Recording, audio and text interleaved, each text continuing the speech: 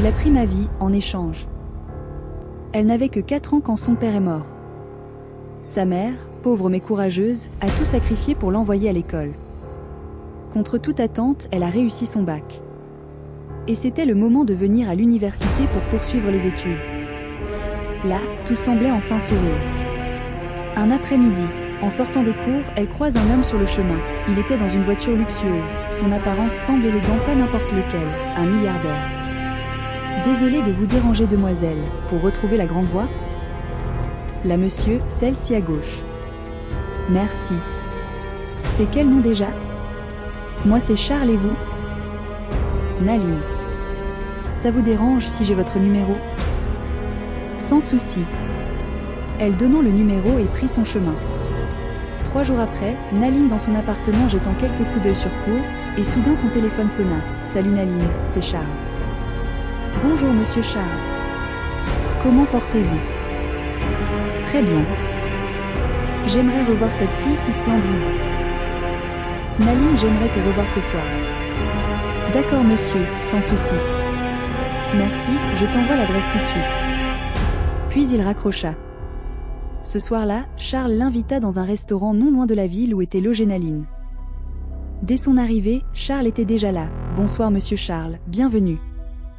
Après quelques discussions de connaissances, Charles dit « Je sais que c'est pas facile ma chère, je vais essayer de voir comment faire, et sortir une grosse somme d'argent et la pose sur la table, ça c'est pour toi, mais tu dois me rendre ce service. » Naline était rentrée sans donner une réponse concrète à Charles après sa proposition. Elle avait simplement demandé quelques jours pour réfléchir. Allongée sur son lit, perdue dans ses pensées, Mariam fit soudain son entrée. « Salut Naline. Que as-tu ? Tu n'es pas allée en cours aujourd'hui ? Non. Il y a un problème ? Ta mère est malade ?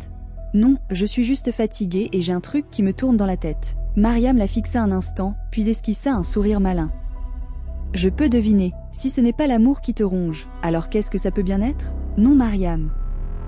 Écoute, lundi, en sortant des cours, j'ai croisé un monsieur que j'ai aidé à retrouver son chemin. On a échangé nos contacts, il m'a rappelé et m'a invité. Hier, on s'est vu pour mieux faire connaissance. Puis, soudain, il m'a dit qu'il était intéressé par moi, qu'il souhaitait même m'épouser, et là, il m'a tendu 1 million. 1 million ? Et tu as refusé ? Ne me dis pas que tu as repoussé une telle somme. Je ne sais pas. Je ne sais pas si je dois accepter ou lui dire non. Et pourquoi douter autant ? Parce qu'il m'a proposé une nuit avec lui. Et je viens à peine de le rencontrer. Mariam prit un ton sérieux. À mon humble avis, accepte. Cette somme t'aidera à améliorer ta vie, et surtout celle de ta mère. Ces mots résonnèrent dans l'esprit de Naline comme un écho obsédant. Cette somme t'aidera à améliorer ta vie et celle de ta mère. Soudain, son téléphone sonna. Ah, maman. Allô maman, comment vas-tu ? Ça va ma fille, et toi là-bas ? Et les études ? Tout va bien maman.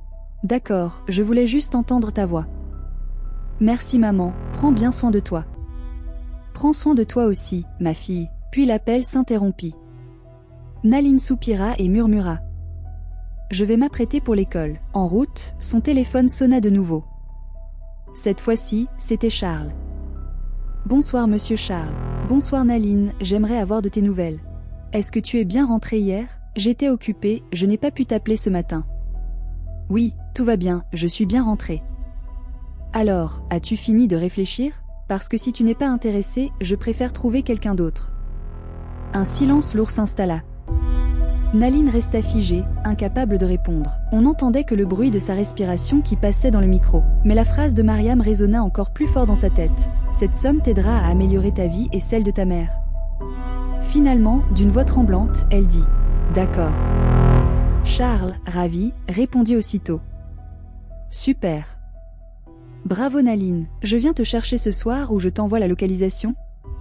Je suis déjà en route pour l'école. » À ce soir, puis elle raccrocha, le cœur lourd. Ce soir-là, Naline rentra fatiguée. Assise sur son lit, perdue dans ses pensées, son téléphone se mit à vibrer. C'était Charles. Il lui envoyait l'adresse de leur rendez-vous. « C'est qui ? » demanda Mariam. « Charles, » répondit Naline. « Alors, tu as accepté sa proposition ? » Oui, mais je doute encore. Elle se leva pour s'apprêter. Je sors. D'accord, mais fais attention, lui lança Mariam. Quand elle arriva sur les lieux, Charles était déjà là. Élégant, bien habillé, son parfum envoûtait l'air. En la voyant, il lui adressa un sourire chaleureux. Salut, bienvenue. Bonsoir monsieur Charles. Excusez-moi du retard. Ne t'en fais pas, ce n'est rien.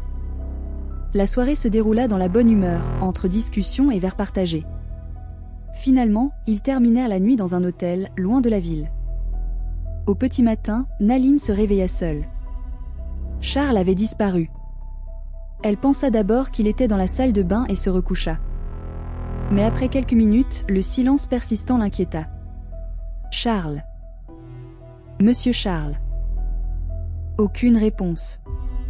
En se levant, elle aperçut une lettre posée sur la table.